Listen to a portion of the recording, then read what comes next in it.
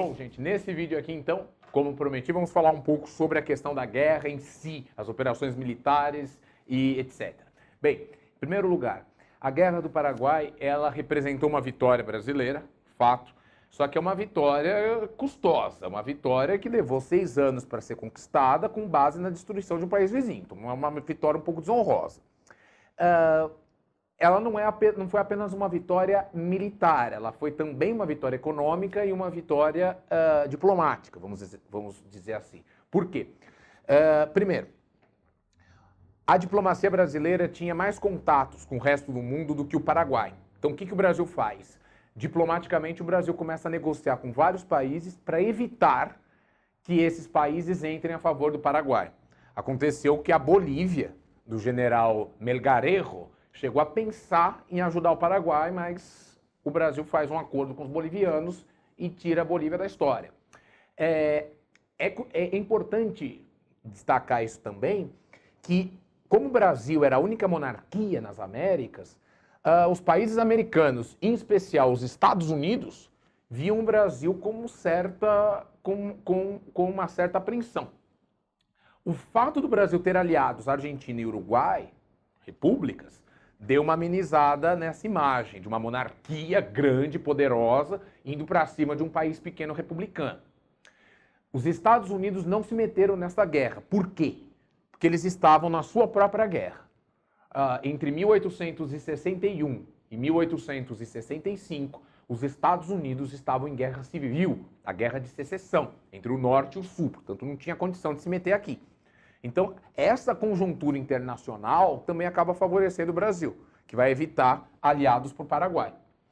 Outro ponto, a economia brasileira é muito mais forte que a paraguaia. O Brasil arrecada muito mais dinheiro que o Paraguai. A economia do Paraguai na época é basicamente dependente da exportação de erva mate. E outra, o Paraguai precisa dos rios. O que o Brasil faz? Bloqueia os rios. Então o Paraguai já vai começar a ter asfixia. E tem um outro detalhe. A Marinha Brasileira, na época, é a 5ª maior do mundo. E o que isso tem a ver com o Paraguai? O Paraguai não tem saída para o mar. Os rios dessa área são muito caudalosos, portanto eles permitem navios de grande porte. O Brasil envia a Marinha para percorrer o Rio Paraná e chegar no Paraguai. Os paraguaios têm os seus navios de guerra. Em 1865, em junho de 65, na cidade de Corrientes, na Argentina, ocorre a maior batalha naval da América do Sul. A frota brasileira é atacada pela frota paraguaia. No começo, os paraguaios começam a tomar vantagem, que o objetivo paraguaio era tomar os navios brasileiros. Aí o que acontece? Como os navios brasileiros eram revestidos de ferro e os navios do Paraguai de madeira, os brasileiros decidiram ligar os navios e ir para cima da frota paraguaia, arrebentando os cascos dos navios paraguaios e os afundando. Então o Brasil vence essa batalha. É a Batalha do Riachuelo. A partir de 66, os paraguaios que antes estavam atacando vão começar a defender seu próprio território. Porque brasileiros, argentinos e uruguaios começam a subir os rios e atacar o Paraguai. No sul do Paraguai, o Brasil faz um acampamento militar. Esse acampamento virou praticamente uma cidade.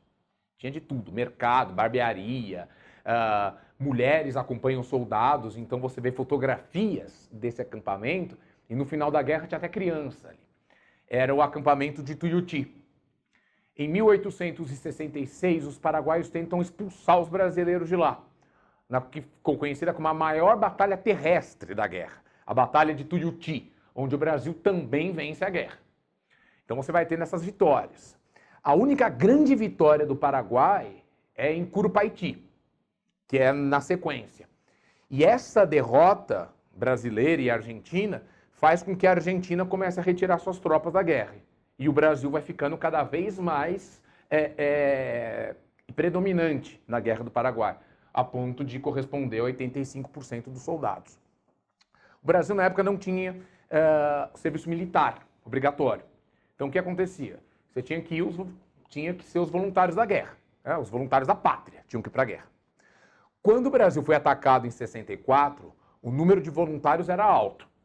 Conforme a guerra foi avançando, e não terminava, não se via fim naquilo, os soldados estavam no Paraguai, em áreas pantanosas, muitos morreram de frio, de fome, de doenças. Aí o que acontece? O número de voluntários diminui. As autoridades brasileiras decidem prender um monte de gente na rua, homens, e mandar para a guerra. Muitos vão acorrentados. Os que podiam trocavam a sua vaga por escravos. Então, prendiam o filho de um fazendeiro, o fazendeiro ia lá e trocava o filho por 2 escravos. Então, o Brasil enviou boa parte dos seus soldados para o Paraguai, que era constituído por escravos, ex-escravos que tinham que lutar pela pátria. Então, você vê uma certa contradição. Esses escravos eram açoitados, passavam por uma série de privações, eles e suas famílias, mas tinham que defender a pátria no Paraguai. Tá? Esse exército constituído por escravos, ex-escravos, cabe lembrar que são os oficiais, os soldados de baixa patente, aqueles que nós chamamos de bucha de canhão, aqueles que vão ficar na linha de frente. Não são os generais estão de fora disso. Os generais são brancos, ligados ao império, só vão comandar a guerra. Tá? Essa guerra também foi uma guerra que teve uma repercussão muito grande na imprensa. Na imprensa brasileira, ela aparece, só que o Brasil tinha outros interesses. A imprensa brasileira discute outras questões também, não era só a guerra. No Paraguai, a imprensa é só a guerra, porque o país está sendo invadido. E os paraguaios mostravam o Brasil como um exército de macacos, controlados por um gorila coroado, que era Dom Pedro II. E dizem que Dom Pedro ficou extremamente irado com as caricaturas paraguaias. E a imprensa brasileira representava Solano Lopes como um sanguinário, ditador, que cortava a cabeça das pessoas, que matava um monte de gente. Então, mostrar uma imagem sanguinária de Lopes significaria mostrar que o Brasil estava lutando contra um ditador.